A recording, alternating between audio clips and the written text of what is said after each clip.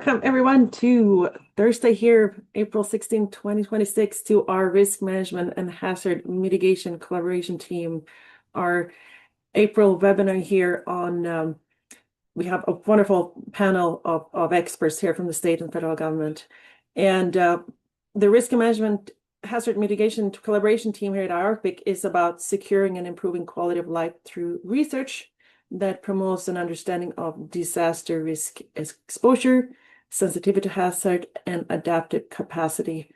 And I think it's a really neat organization to be part of because it's bridging the academia with the real world here. So I think that's what we're attempting to do, is learn about how academic research can help managers in Alaska that are dealing with risk and hazard management.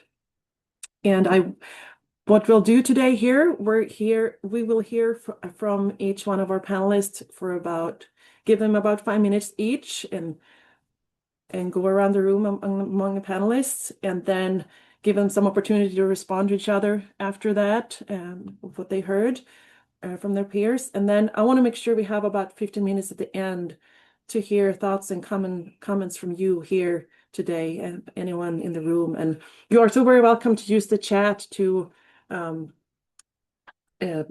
for a question that you want to ask at the end, or if you have a comment or something that's said. So we definitely keep an interactive chat space during our webinars.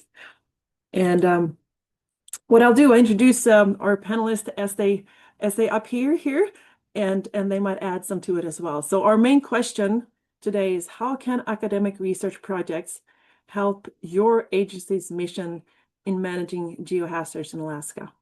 That's the one question we have today.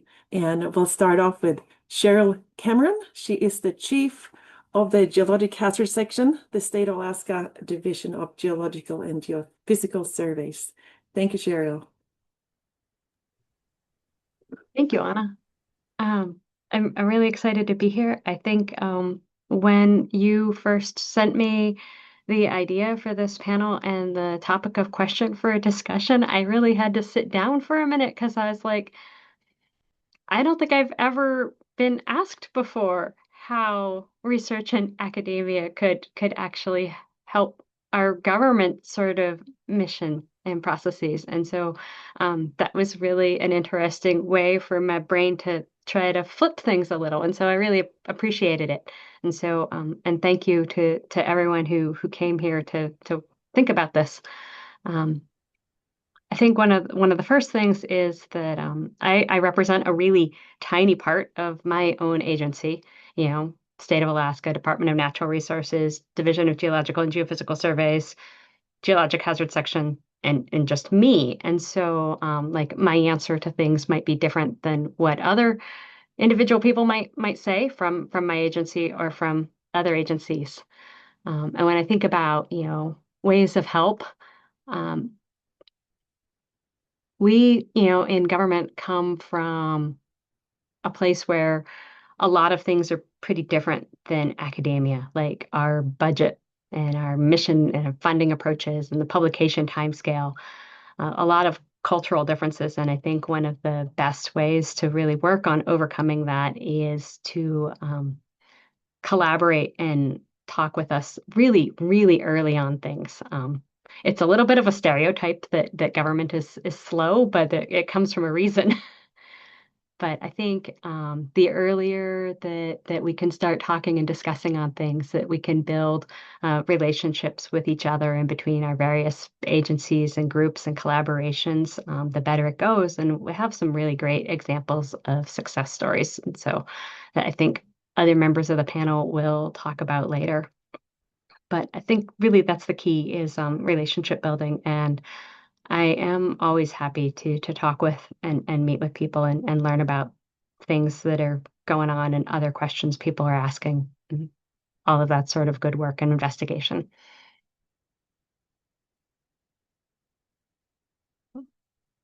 Thanks. Thank you, Cheryl. So Nora is Nieminski. She is with Geological. She's a geological scientist, and she's also with Alaska Division of Geological and Geophysical Surveys, and she's in the Coastal Hazards program there. So Nora, thank you. Thank you. It's good to be here. I will start answering that question by perhaps providing a little bit more background and context of the work that I do, because I do think that Cheryl's first point is important, that it's hard for me to, it's impossible for me to even represent all of DGGS, much less government or state. But I manage the Coastal Hazards Program for the state of Alaska within DGGS. And in that role, I collaborate significantly with other agencies, private partners, and academic partners. That's a really critical piece of my role, is to seek those collaborations either through formal projects, seeking grant funding opportunities together, or guiding folks who may come to me for advice on where there are existing gaps, where a certain project may have the best fit, because I really try to keep a good pulse on this giant state's coastline and the very individual and highly specific and unique communities around the entire coastline and in riverine communities that have different needs and are on the one hand experiencing similar challenges, but in very unique and individual ways. So we work in all of Alaska, mostly in Western Alaska, all the way up the coast and in North Slope communities as well. But we focus on remote Alaska Native communities. So we currently are not working in Southeast Alaska. And I would say, to the question, one of the biggest challenges I regularly see with the variety of projects that come to these communities is deliverables that perhaps don't have immediate impact to the communities. So research or science questions or hypotheses that certainly have merit, but don't always tie back to the hazard that a community may be experiencing, or tie back to a specific deliverable that may help the community, either by providing them with more information that can help inform their future planning, future decisions, or publication or some data that they could use or point to seek their own funding for certain project plans. So that is certainly something that it is in our mission and in my program's mission, that community need drives our science, drives our work. But I find that my most successful collaborations with my academic partners are also those projects that work to produce something in the end that actually helps serve the community, whether that's even working with community members, interested residents through the project, or at least getting their input when designing that project. And very much related to that, and I've had great success in this in recent years, I think this has become a huge improvement, is working with partners on deliverables, reports, publications, data, information, answers to our hypotheses that ultimately can make some sort of an impact to a community that outlasts the grant, outlasts the 4-year amount of money. That's a huge challenge. That's a huge challenge even for a state agency, for me when I try to design my projects.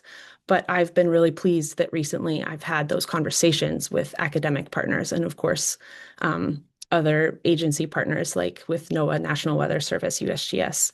And then I also partner with ANTHC, the Alaska Native Tribal Health Consortium, which is a huge entity here in Alaska. And working with them has certainly helped me as well, try to keep that goal in mind of driving our research that is community-driven, community-led to some extent, and has impact beyond a grant. Because I think a last point that I will add is I think it's important for academic partners to remember that most of our work, a lot of our projects are grant funded as well. So even though our goals or our mission might be slightly different, we also live on grant cycles. We also experience that same uncertainty.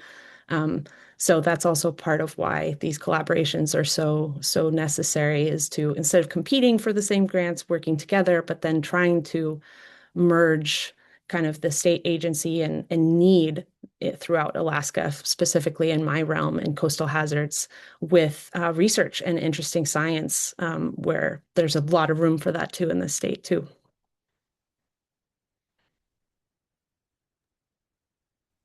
Thank you so much, Nora, for that. Much appreciated. So next up, we have Mike Lucio, and he is with the Division of Homeland Security and Emergency Management in the state of Alaska, and he is the emergency management specialist too in geologic hazards. So thank you so much, Mike. Yes, thank you so much for having me. Yeah, just especially following up from Cheryl and Nora, and I do see some other familiar faces in the chat, so it's really good to see all these folks. I work for DHSEM, and I fairly recently, in the grand scheme of things, stepped into the geologic hazards role. I'm not a new person to emergency management. I've been in the EM field for a number of years, and I'm a first responder by trade. But the Geologic Hazards program was something that deeply interests me. And one of the reasons why is because we obviously we try to live our lives in blue sky conditions. That's the goal. That's what we like to see. It's why we build the strategies and resilience structure that we do. But we ultimately we operate in dark sky conditions. The last few years have been tremendously challenging for the state of Alaska with a lot of the natural disasters that have occurred.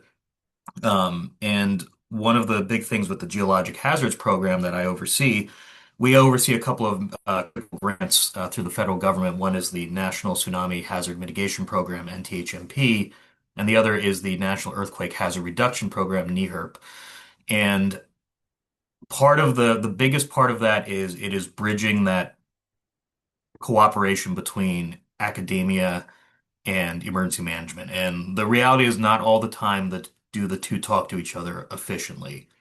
And what I really like about the Geologic Hazards program is we have that partnership. DGGS, for example, is one of our biggest partners, and having that knowledge and expertise brought to us, because part of what we do in those is grants is we fund research and development. We work with the Alaska Earthquake Center at the University of Alaska Fairbanks to provide the academic muscle for a lot of the policy and decisions that we're making as emergency managers. It's hard sometimes, especially with how active we have to be responding to disasters, but having that information, having that partnership, it gives us something concrete that we can either take with us. Because my position, I travel all over the state now. Last year I was out for the West Coast for the response to the typhoon. We go to the Southeast. We go all over the state, anywhere, and the entire state has geologic hazards, basically. And there's, depending on where you are in the state, it's something different. But the entire coastline has a tsunami risk of in one form or another, be it in the Southeast, we have landslip tsunami risks. In the rest of the Aleutians, we have major risks.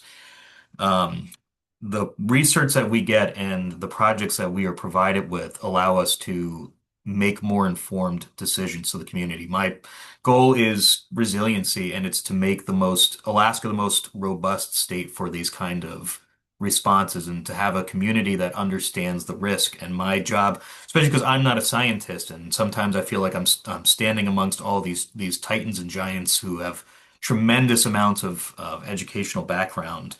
My job is to try and take that information and make it into a way that not only I understand, but then I can go out to a community and make it an understandable topic as well. Because again, a lot of these things have to be simplified just for me. I'm like, okay, then if I can understand it, hopefully I can take that knowledge and bring it with me in a way that I'm more comfortable speaking with. But being able to be told by the academic community and provide that information to us is just integral. And I don't know where we would be without having that collaboration.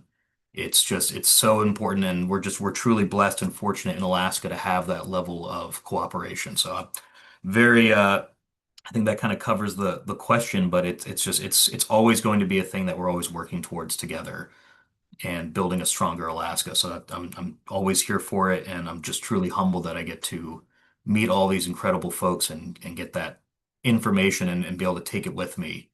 And it just makes me more informed, and I'm very very happy to be in this spot. So thank you. Thank you very much, Mike. And Nicole Kinsman, she is the Deputy Director with the National Weather Service in the Alaska region. Thank you, Nicole. Yeah, thank you so much for the invitation to be here today. I love this. My background is in coastal geohazards by training.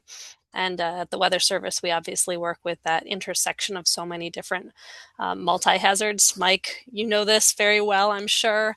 So that confluence of multiple events happening, it's kind of in the middle of everything that we do when we're providing weather and water products to the public. I'm here in two capacities, though. I'm here on behalf of the National Weather Service, but I'm also the executive lead for the NOAA regional team. So that is the entire agency that is NOAA operating in Alaska. And when it comes to how academics can and academic research can support the work that we do, the NOAA mission is quite wide. So within Weather Service, we obviously provide weather, water, and climate forecasts and warnings to the public, and especially on an event-driven scale, so very fast-paced operational environment.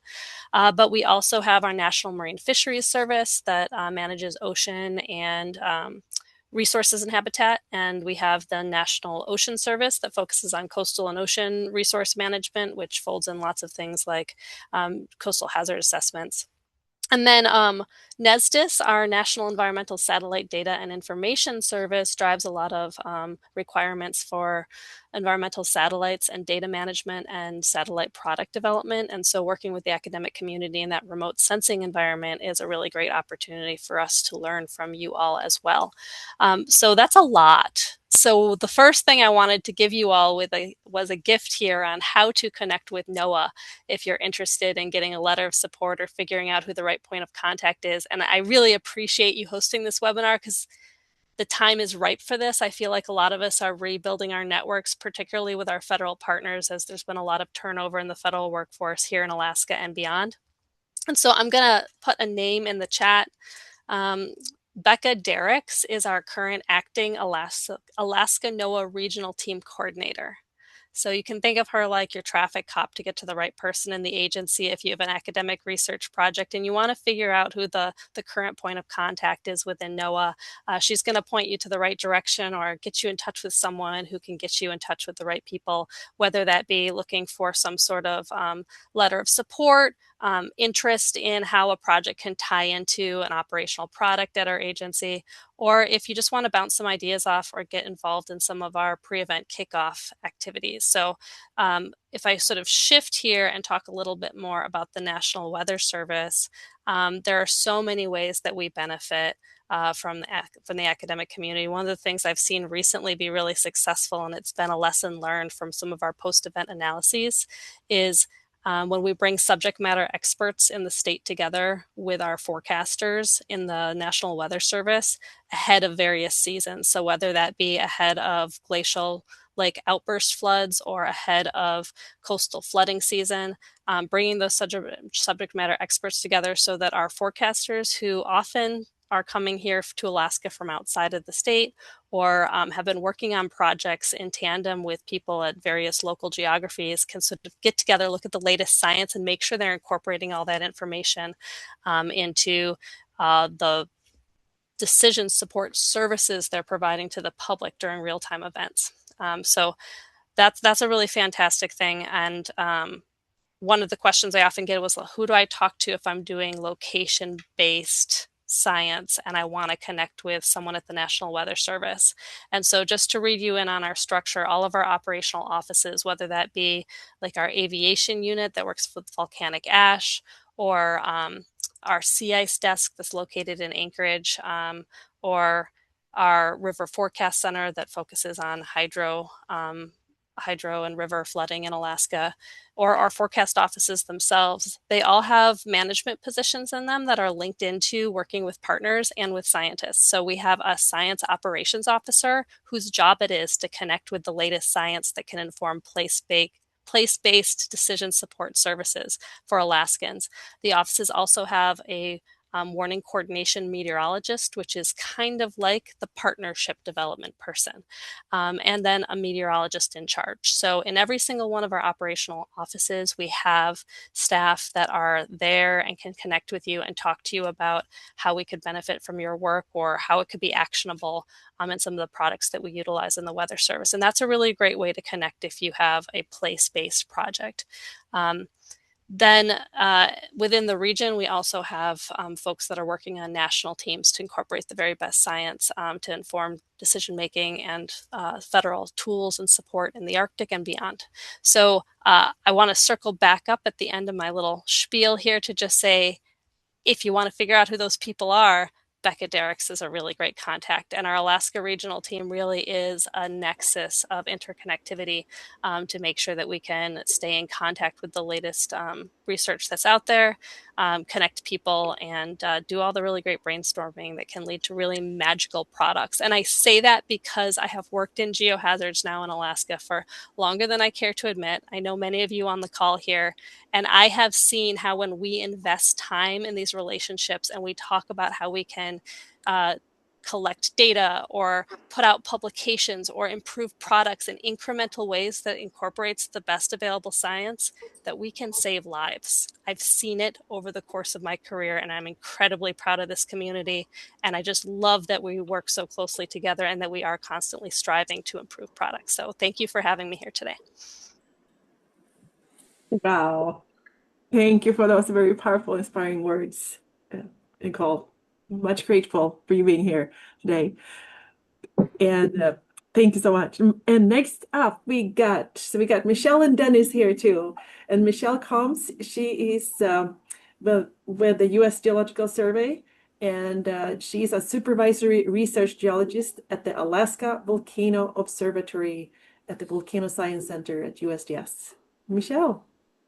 Okay, thank you, Anna, and thank you for convening this really interesting session today. Nicole, that was really a great talk and a little bit hard to follow, but I'll try to be as inspirational. Yeah, so I'm here today representing, kind of wearing two hats, both representing the Alaska Volcano Observatory, or AVO, and the USGS. And I want to talk a little bit about AVO because it itself is a really great example of a very long-term partnership between a federal agency, a state agency, and an academic institution. So we just passed our 38-year birthday at AVO, coming into being in 1988, as a cooperative program between UAF, the Geophysical Institute there, ADGGS, and USGS. So throughout that time, I think we've really taken the strengths from each of those institutions and built something that's sort of bigger than each of them. From the academic side, from UAF, we've been able to really train the next generation of, natural hazard scientists. A lot of our staff here at AVO went to UAF or other schools, but UAF in particular.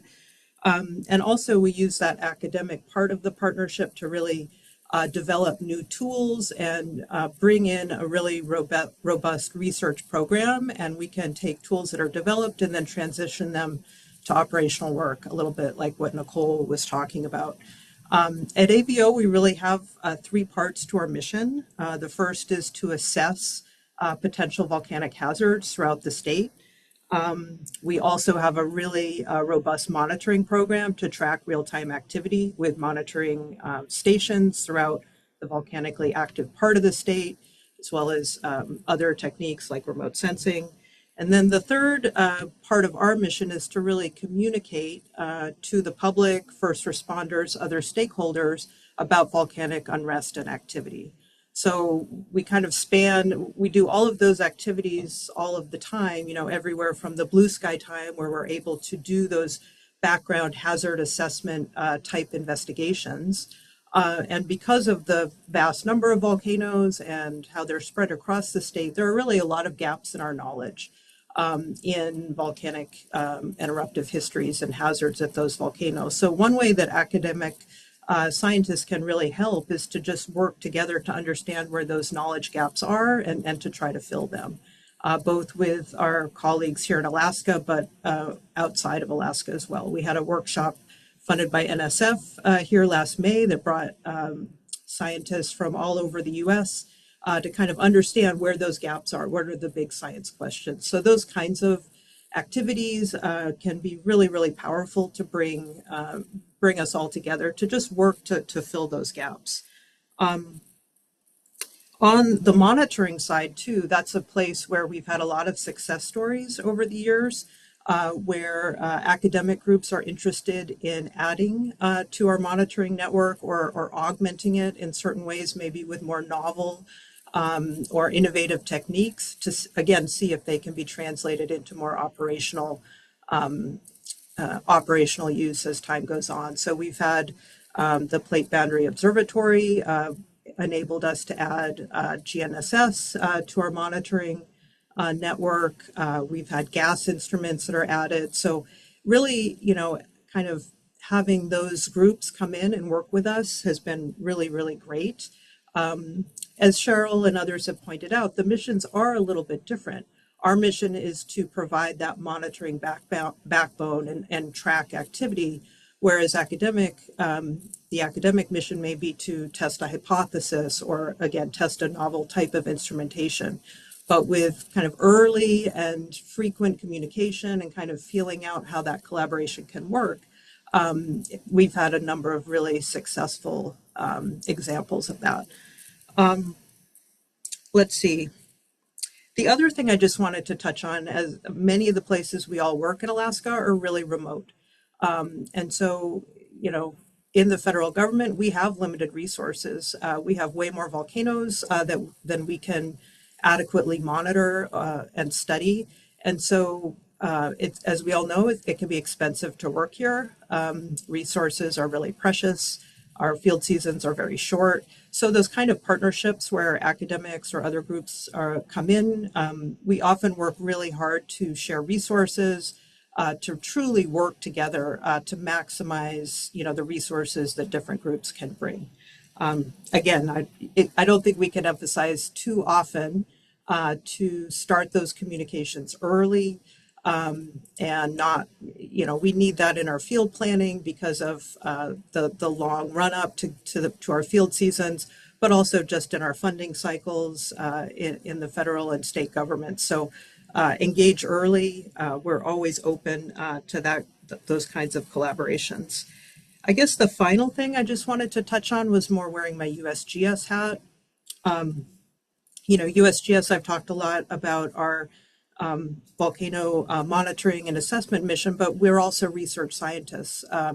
We also, have our desire to publish our research. We're also bound by USGS fundamental science practices.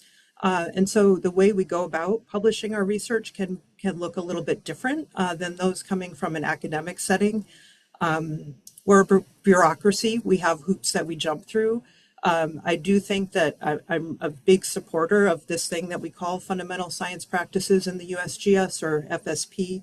It requires that we go through a rigorous peer review process as well as supervisory approval and upwards to make sure that the science, of course, is rigorous, which we're all desiring of, but also that it's going to meet certain requirements put forth by the USGS. So that process takes extra time. And certainly any hazards related information that we put out publicly needs to be vetted through that FSP process. So it's a slower, more deliberate process, but one that we believe in. And I think just being transparent about it and making sure that people understand that process, I think is just helpful to avoid, misunderstandings. Got to build in that extra time. So thank you. Thank you so much, Michelle. So that is like in an internal review before it goes out for peer review under the journal, right? Yeah, and the way that it currently works is they can happen in parallel. It can either happen before or in parallel, but it has to go through that complete USGS approval process before it can be published. Thank you. Oh, and Thank I will say, just one other thing. The only exception to that is when we have real-time warning information. And that is a little bit off to the side. It doesn't need to go through that process. So if we are putting out information about earthquakes, volcanoes, landslides, that kind of thing, it has a separate process, but is much more streamlined. So it really pertains to research and not those real-time messages. So just want to make sure that's clear. Thank you, Michelle. All right, Dennis. Dennis is also with the USGS, and he is a geomorphologist, a physical geographer, and he's with the Alaska Volcano Observatory, the Volcano Science Center, as well as Dennis. Thank you. Thank you, Anna. Can you all hear me okay? I sometimes have microphone issues on Zoom. Okay, great. So I work at the Alaska Volcano Observatory, where I manage the USGS side of a large multi-agency project that focuses on landslide hazards here in Alaska. So our primary partners for this project are the folks that Cheryl work with at DGGS and their landslide group and their cryosphere group. We work with the Alaska Earthquake Center, and one of our primary target audiences are all the people that Nicole works with at the National Weather Service or NTWC. So our primary objective in this group effort is to reduce public risk from landslides. And we do that by providing actionable science to the public, to our partners, through peer-reviewed publications, presentations such as these. So that science can be everything from JGR papers on some very sciencey topic to actionable threshold information on rainfall conditions that may produce landslides in Southeast Alaska. So we run a wide range of things that we worry about and focus on here in the landslide project. Michelle, Cheryl, others have really covered a lot of the things that I wanted to say, and it's not surprising that Michelle spoke very well of sort of the USGS philosophy. Not only was she scientist in charge at AVO for a number of years, she was also my supervisor and sort of taught me how to work up here in Alaska. She had a good example for me. So I don't have much to add on beyond what she said. But instead, what I think I'll take my 5 minutes here for is to talk to you about the things we have to navigate on the landslide side. I think communication between the academic groups, the non-NGO research community, and the USGS is really important. And sometimes just understanding where we're coming from may go a long way towards allowing for better collaboration. So I want to hit a little bit on coordination, science and monitoring, and logistics. And I'll try to do all of those things very, very quickly. As Michelle said, on coordination, we should do that early and often. What we're hoping to do is avoid, duplicating scientific efforts. Alaska is such a big, complicated place that it really makes sense to identify areas where we're doing complementary science and not necessarily duplicative science. Understandably, in the scientific process, having different people attack the same problem is a good thing. But we do want to make sure that we're not just completely duplicating efforts. And so when I'm thinking about who to partner with and what projects to partner on, we're definitely looking at what can the partner, how can they complement the work that we're already doing at USGS. We want to coordinate early and often during what Mike referred to as blue sky times. Blue sky times are times where we have the ability to take a deep breath and think more strategically rather than responding to some big effort like a initial barrier arm installation or something like that. Blue sky times, it might not be the time when we're under the most spotlight. It's the time we have the most time to think. So coordinating early and often when things are a little bit easier than other times is always a good approach. Moving over to science and monitoring, when we're establishing a field study, if that's a mapping study, if that's instrumentation, we're thinking about, is this a science experiment or is this monitoring for situational awareness of an evolving hazard condition or to support warning operations or something like that? And so when we design our field studies, we're thinking about the timescale over which our instrumentation is going to be deployed, over which the mapping effort is going to take place. And so trying to align the time frame in which the study is going to operate with the instrumentation, the research questions, and the hypotheses being tested is something that we strive for here at the USGS. When we are doing monitoring for situational awareness of hazard or to support warning, that changes how we approach the problem. We overbuild systems. We do our best to create not only the sensor network that can measure the proper variables, but also transmit that data to the places that matter, our servers, so that we can analyze the data and then get that information over to our partners over at NOAA or other organizations.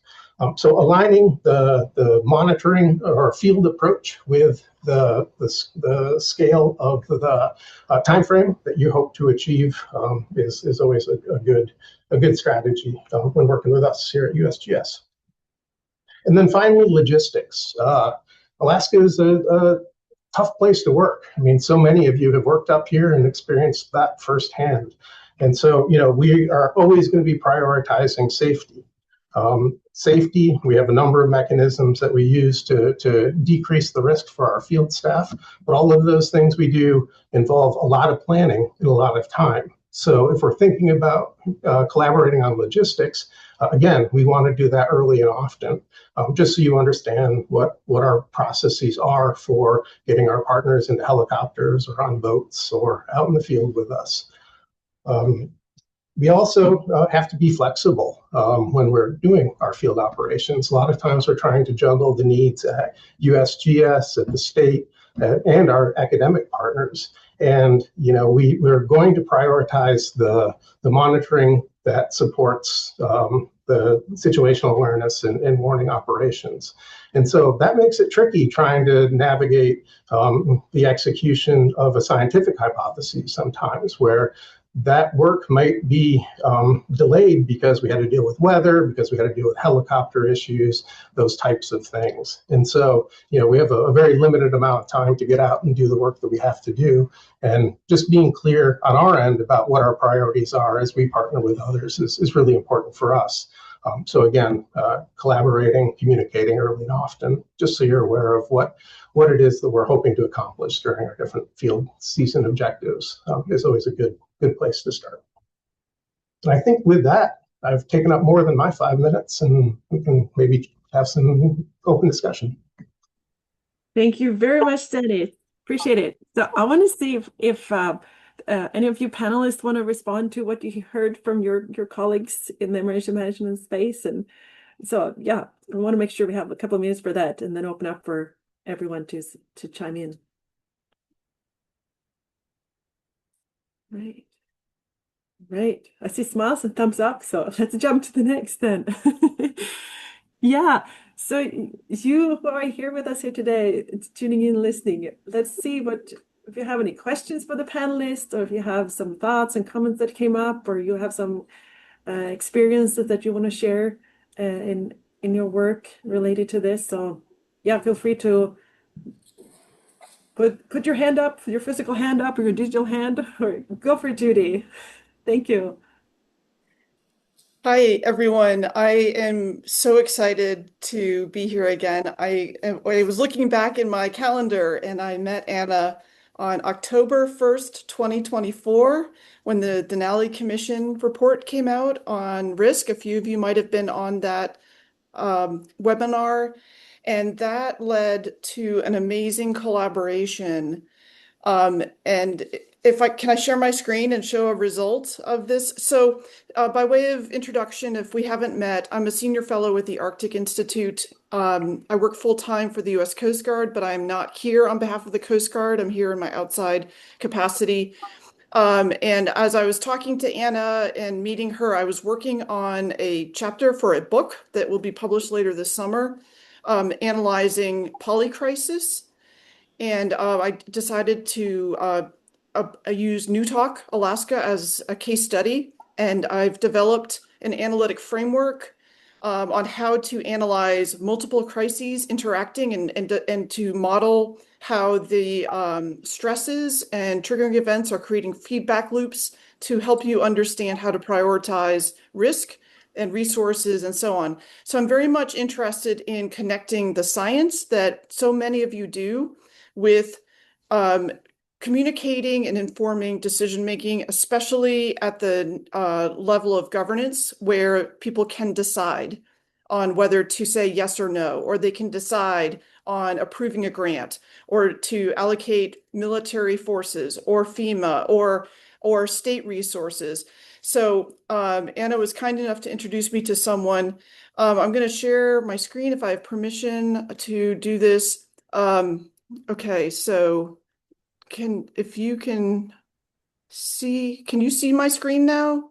If someone can tell me. Oh, wait, here we go. Share. There we go. Now I can share. Right. Okay, so let me go. I just 2 weeks ago gave a talk to international people from the Arctic, part of a State Department collaboration event to promote interactions and facilitation, like cooperation. And so I talked to them about this research.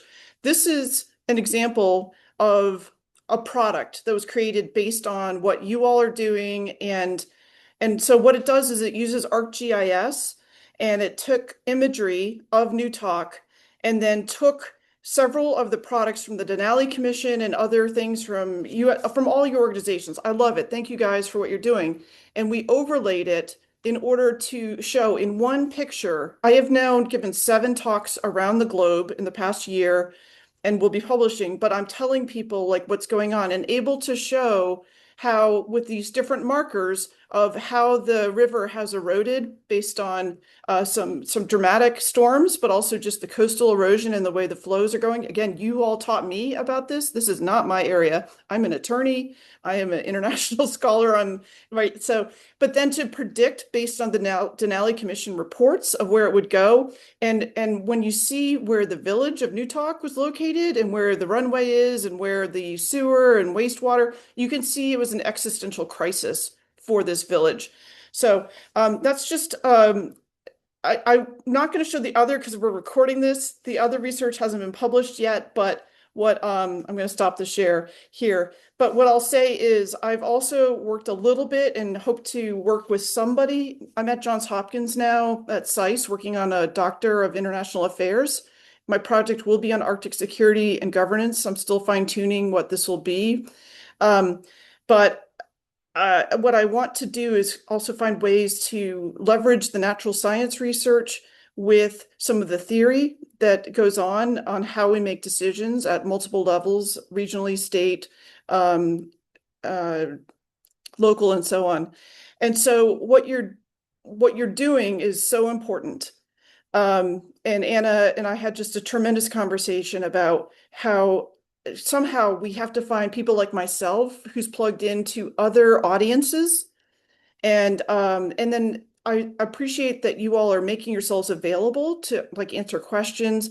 But what I'm working on, I'm not going to show again because of the recording, is other ways to model the data.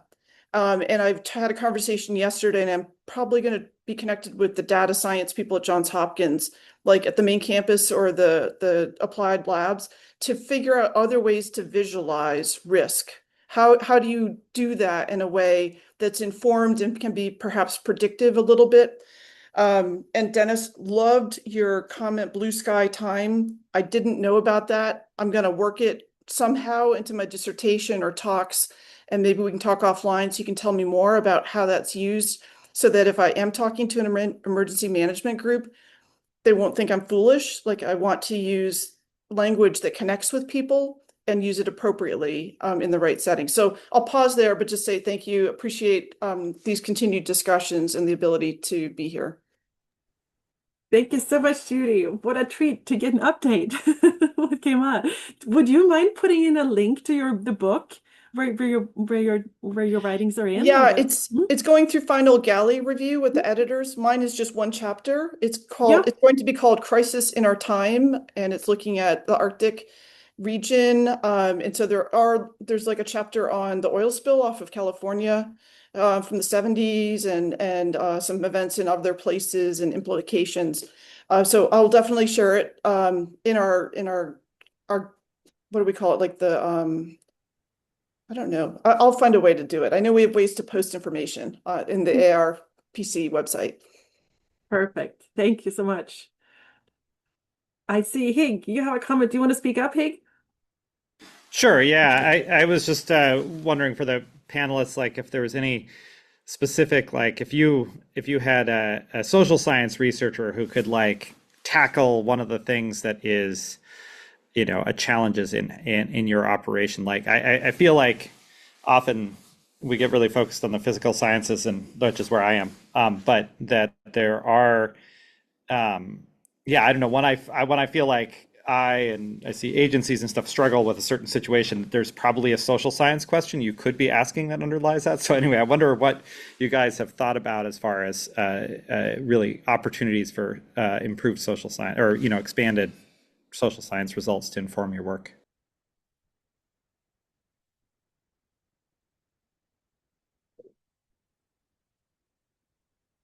I can start a little working at a slightly different angle from the question that Hig wrote in the chat. And I realized I was also a little bit flustered at going first. I never really introduced the DGGS Geologic Hazards section. And so under state statute, we determine the potential geologic hazards to buildings, roads, bridges, and other installations and structures in the state of Alaska. And we currently cover 6 different program areas of climate and cryosphere hazards, coastal hazards, earthquake hazards, landslide hazards, tsunami modeling, and volcanology. But so under these many different hazards, there are times of imminent hazards or ongoing hazards. And that's where I think Hicks' question about social science and agency communication and a more structured and nuanced understanding of that could be helpful.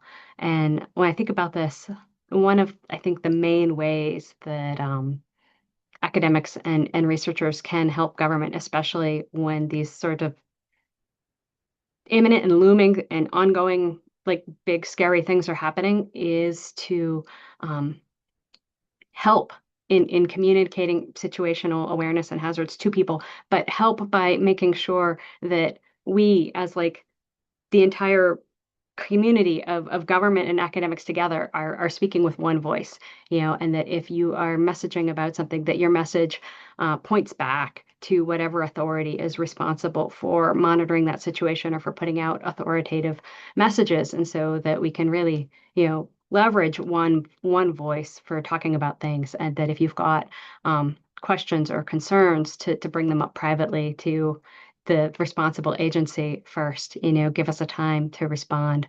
One of the classic things that I have seen, because before I was section chief of geologic hazards here at DGGS, I worked for volcanology with AVO with DGGS for more than 20 years. And so our seismic sensors are online and available to the public through this thing called the web recorder, so people can tell when there's big wiggles going on, something large is happening. That something large can happen before AVO is able to put out the official little information product about the event, because AVO is doing a call down to places like the FAA first and more critical tasks as fast as possible. And so really making sure that our communications remain as tightly together as possible is super helpful. At AVO, they do this by, AVO is a partnership, as Michelle said, between the state and UAF and USGS, and we write talking points collaboratively together and share things ahead of time so that we know where we're all headed. And so maybe a model like that could be more helpful for other hazards too.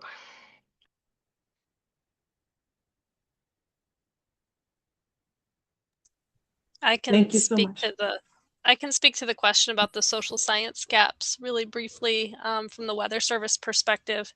I think one of the The shortcomings that we have is our capacity to iterate and do that improvement because we are an operational agency and we're very event driven. And as soon as one event ends, the next one's upon us. For really large events, we do post-event analyses. And increasingly, we have social scientist involvement within that process. And for every large event, we come up with a series of recommendations, and many of those have pointed recommendations for additional research that needs to be conducted in the social science space. That's often beyond our capacity to immediately do around risk interpretation, language that we use in hazard communications, and that type of thing. So if there's a specific type of hazard, whether it be landslides or flooding or something like that, there is an opportunity to tap into one of our recent post-event analyses as a social scientist and learn if there's some space specific to the communities we serve here in Alaska that could support the Weather Service mission. So that's my plug for one direct connection there, Hig. Thank you, Nick. Dennis. Yeah, sure. Thank you. So it's a tough question, Hig. It's a good one, though. As physical scientists, we aspire to understand the social component of the work that we do a lot better. But it's a challenge to balance that with the day-to-day science responsibilities that we have and the goal to provide the actionable science for the public and for our partners. So I think that this is an area where active collaboration could be expanded, no doubt about it. So Hig, through the work that you and Anna have done through TSLIP, through the SLIP community down in Southeast Alaska, USGS and others, we certainly can engage in those efforts to better understand the needs of the community, how the messages that we're delivering are being received, and those other types of social science questions that we all have. So I think there is certainly an opportunity to expand how we're collaborating and improve upon how we're collaborating, particularly in the social science arena. But it is a challenge to bring on board social scientists, at least in the landslide program at USGS. It's not an easy thing for us to do. So there is a bandwidth issue that we're struggling with too. Thank you. Thank you very much, Dennis. Great. Hank says thank you as well in the chat. All right, we got like four minutes here. Tony, did you have anything that you wanted to share before we end the hour from the Aerobic side? I think just again a reminder that the recording is going to be available later today. I don't think there's anything else to announce from my side, but yeah, we do have a couple more minutes. So if there is another question, we can tackle that. And I can stay on as long as needed. I know we have to respect our panelists' time, but do have a couple more minutes. Go for Judy. I do want to just give some more feedback. If any of you were involved, especially Mike, Lucio, in the conference that happened a couple of weeks ago, the Emergency Management DHS conference, I looked at that agenda and I used some of those topics in that briefing to the international visitors about security and like what US Arctic means.